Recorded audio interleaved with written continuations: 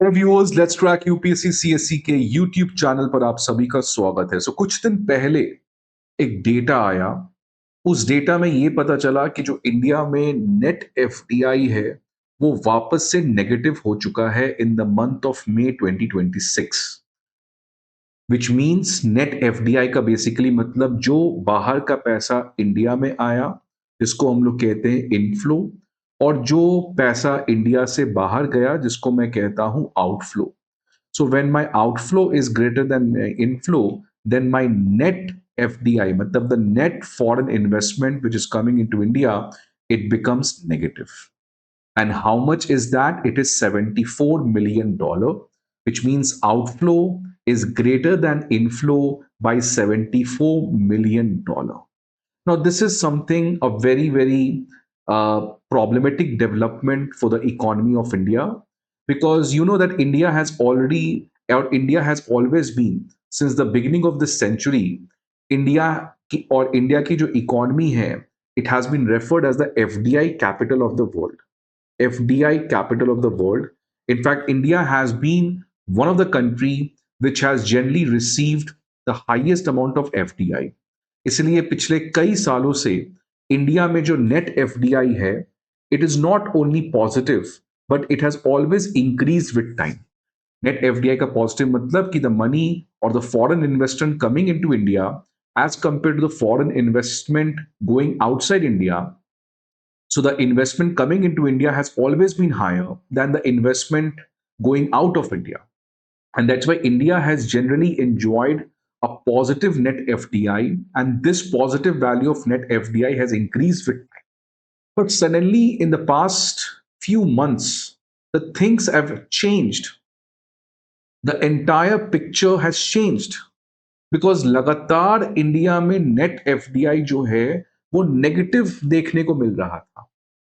That is a very serious issue, because देखिए India में already जो हमारा ट्रेड है, ट्रेड मीन्स जो गुड्स एंड सर्विसेज में जो हम लोग ट्रेड करते हैं, वहां पे ऑलरेडी हमारा डेफिसिट है.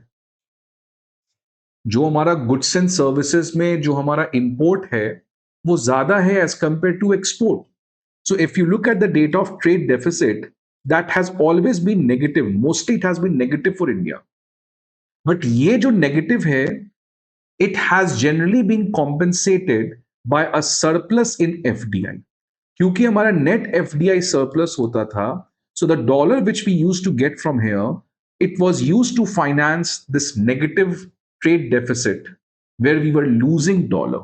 So here we were earning dollar, and this earned dollar was used to compensate for the trade deficit, and that's why India's balance of payment situation has been stable since 1991 onwards. But if you look since last 1 year, what has happened is that the entire picture, the entire story has changed. And net FDI for most of the past year has been in a negative zone, which is a great challenge for the stability of India's external sector. और ये जो मई का data आया है जहां पे net FDI negative हो चुका है, ये और ज्यादा प्रॉब्लमेटिक है. बिकॉज मैंने कुछ दिन पहले एक वीडियो बनाया था जहां पे मैंने बात किया था कि अगर आप अप्रैल का डेटा देखें, मई के पहले अप्रैल का डेटा देखें, तो अप्रैल का जो डेटा आया था ऐसा लगा कि सब कुछ अब ठीक हो रहा है हमारी इकोनॉमी में. ये जो नेट एफडीआई नेगेटिव की प्रॉब्लम थी, अब वो प्रॉब्लम पास्ट हो चुकी है. And now again we are going into that particular zone जहां पे net FDI will be surplus. क्योंकि जो अप्रैल में नेट एफडीआई आया था, it was highest in the 5 years. मतलब पिछले 5 साल में किसी भी महीने में इससे ज्यादा नेट एफडीआई सरप्लस नहीं रहा था, which was around $6.6 billion. So that was something which economists were cheering. Economists were saying that net FDI finally, that dilemma, that problem has been over. Look at this particular data. आप देख सकते हैं अगस्त से लगातार हमारा net FDI जो है वो नेगेटिव में है.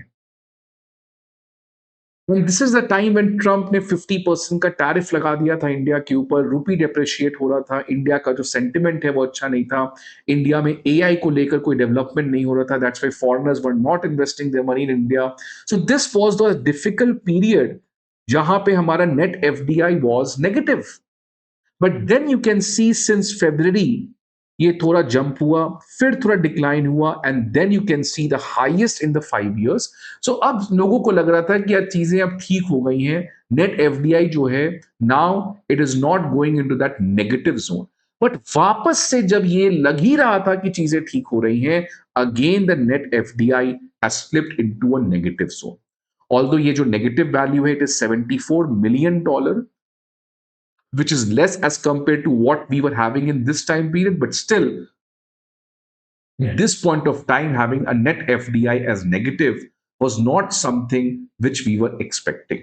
नाउ ये मैंने आपके लिए दे दिया है नेट एफडीआई बेसिकली क्या होता है. तो एफडीआई जो फॉरेन डायरेक्ट इन्वेस्टमेंट है जो इंडिया में आता है, माइनस एफडीआई जो इंडिया से पैसा बाहर जाता है. सो इनफ्लो माइनस आउटफ्लो, जो पैसा फॉरेन का इंडिया में आ रहा है और जो इंडियंस बाहर इन्वेस्ट कर रहे हैं, जो इंडिया का पैसा बाहर जा रहा है. अगर मेरा इनफ्लो आउटफ्लो से ज्यादा है तो मेरा नेट एफडीआई सरप्लस होगा. अगर मेरा आउटफ्लो ज्यादा है इनफ्लो से तो मेरा नेट एफडीआई नेगेटिव होगा. अगर मैं आउटफ्लो की बात करूं तो ये आउटफ्लो बेसिकली क्या है. आउटफ्लो तीन तरीके से हो सकते हैं, समझिए. लेट्स से पहला है रिलायंस ने इन्वेस्ट किया यूएस में. इसको हम लोग कहते हैं outward foreign investment by domestic firms, की जो इंडिया की डोमेस्टिक कंपनीज हैं वो बाहर किसी दूसरे देश में इन्वेस्टमेंट करते हैं. रीपैट्रिएशन, रीपैट्रिएशन का मतलब कि जैसे मान लो इंडिया में हुंडई की कंपनी है. अब ये हुंडई कहां की कंपनी है, साउथ कोरिया की कंपनी है. तो इंडिया में जब हुंडई कंपनी कुछ प्रॉफिट अर्न करती है तो इस प्रॉफिट का कुछ पैसा हुंडई कंपनी वापस से अपने पेरेंट कंपनी जो साउथ कोरिया में है उसको रिपैट्रिएट कर देते हैं. जैसे रेमिटांस होता है ना कि आप कहीं जाके अर्न करते हैं और अपने घर पे पैसे वापस भेज देते हैं, तो इसी को हम लोग इन्वेस्टमेंट में रिपैट्रिएशन कहते हैं. डिस इन्वेस्टमेंट का मतलब कि जो साउथ कोरिया की कंपनी हुंडई थी, साउथ कोरिया ने अपने हुंडई में शेयर्स को बेच दिया, वो इंडिया छोड़ के चली गई. So disinvestment means you are leaving that country. Repatriation means taking back the profit from that particular country. And the third category is कि domestic firms बाहर investment करते हैं. यही तीनों terms जो हैं, या यही तीनों चीज जो हैं, ये हमारे outward FDI को constitute करते हैं. Right? So this is what you must know about net FDI. और ये याद रखिएगा कि नेट एफडीआई कैसे निकालते हैं. तो जो पैसा इंडिया में आ रहा है उसको हम लोग माइनस कर देते हैं जो पैसा इंडिया छोड़ के जा रहा है, और ये तीन तरीके से इंडिया से पैसे बाहर जा सकते. अगर मैं मई का डेटा बात करूं जहां पे हमारे लिए शॉकिंग डेटा आया है या प्रॉब्लमेटिक डेटा आया है, इसमें जो बाहर से पैसा आया है दिस वाज अराउंड $6.1 बिलियन, जो कि अप्रैल के कंपैरिजन में 60% लोअर था. और अगर मैं मई 2025 के कंपैरिजन में बात करूं तो 23% लोअर था. सबसे ज्यादा पैसा कहां से आया, तो अगेन द थ्री कंट्री जहां से सबसे ज्यादा एफडीआई इंडिया में आया, जापान, सिंगापुर एंड मॉरिशस. ये याद रखिएगा प्रीलिम्स के लिए. 74% of the inflow has came from three country.